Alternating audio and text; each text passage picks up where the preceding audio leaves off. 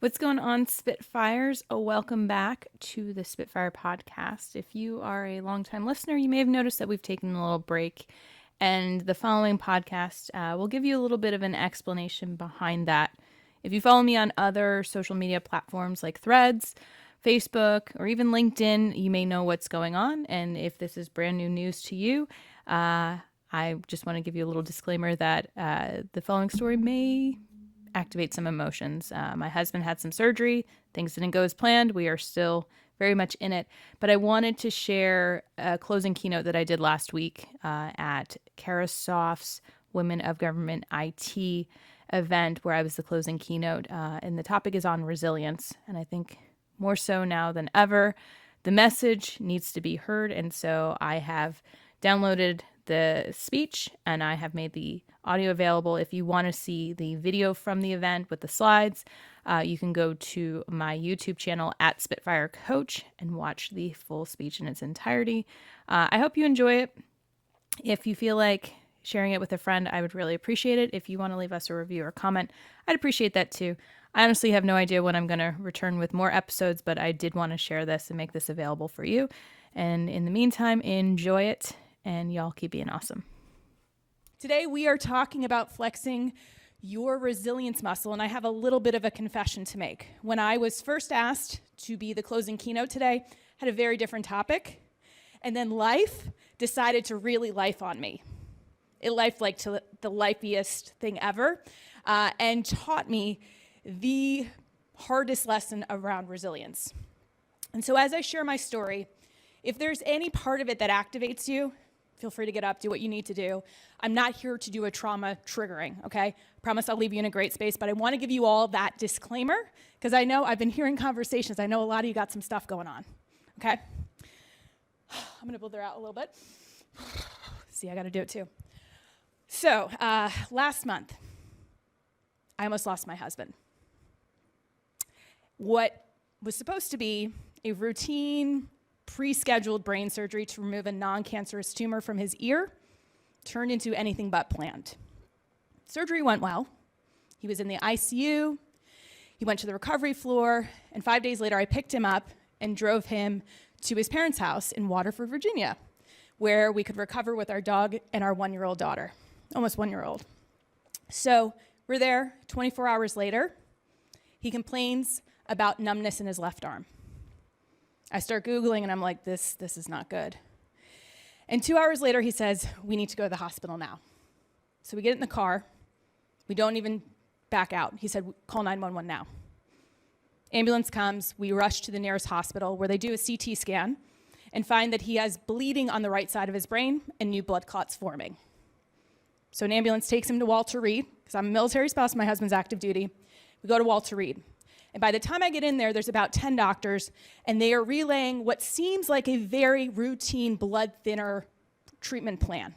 They say to me, go home, get some rest. It's about midnight. So I turn around, start driving back, and I'm 2 minutes from his parents' house, and I see Walter Reed pop up on my phone.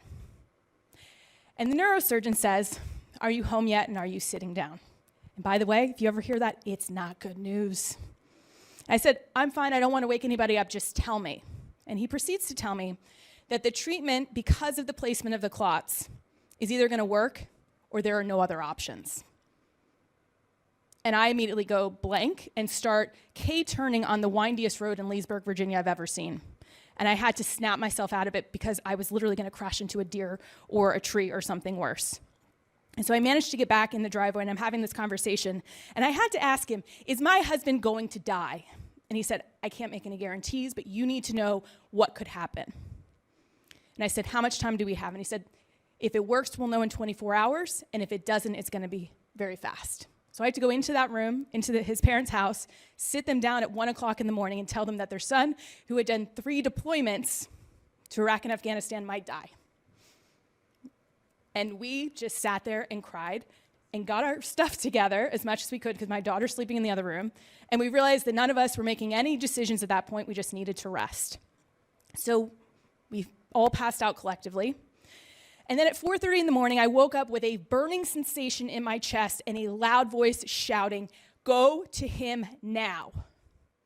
And at 4:40 a.m., he began seizing for 8 minutes. At 5 o'clock, I got a call from Walter Reed letting me know that they were trying to stabilize him. And I jumped out of bed, I woke his mom up, and I grabbed my keys and I got in the car and I drove. And on the way, I just got on the phone and I called every single person that was in his immediate circle, everyone in my immediate circle, and everybody jumped. My dad jumped from Pennsylvania with only his car keys and drove 3.5 hours to be with me at that moment. My mom got the fastest flight, from Vermont to come in to help take care of my child. My in-laws took care of my baby for the first time ever. Never done that before. His sister cut her vacation short and drove from Ocean City to Walter Reed, and his ex-wife flew from a funeral in Florida to meet her 2 sons flying in from Denver so that they could be with their father. And the love that surrounded us in that moment carried him through. We were still on pause because while they were stabilizing him, the blood thinners had to be paused and more blood clots had formed. And we didn't know where we were until the next CT scan when they started the heparin drip again. And everyone, I don't even know all these people. We apparently have friends who are infectious disease doctors at Walter Reed show up, people from his school because he was at NDU getting his master's and was going through graduation that same week. They appear in the waiting room and it was like a party. And the doctor came in and I said, if you're coming in here, you better have good news. And he said the CT scan is stable, no new clots, no new bleeding. And we had to wait another 24 hours and the CT scan came back stable. And later on that evening, he started to be able to move his left arm again. Things started coming back online. He started remembering where he was. And so we were discharged on Father's Day. Best day ever. We started this slow recovery process. And then 4 days later, he started violently shaking. Couldn't get warm. Didn't know what was going on, felt insane pain. And so I called our friend who lived down the street because I had my baby and had him take him to Walter Reed. And it turns out he had COVID that he got at the hospital. So we are now 3-4 weeks into this, and I will tell you this has probably been the most trying part of my life that I've ever experienced, but it has also been the biggest gift, and I've learned an insane amount about resilience. And I'm going totally off script of what I wrote, but I almost didn't come today because we had a follow-up appointment. And he's now being readmitted into the hospital.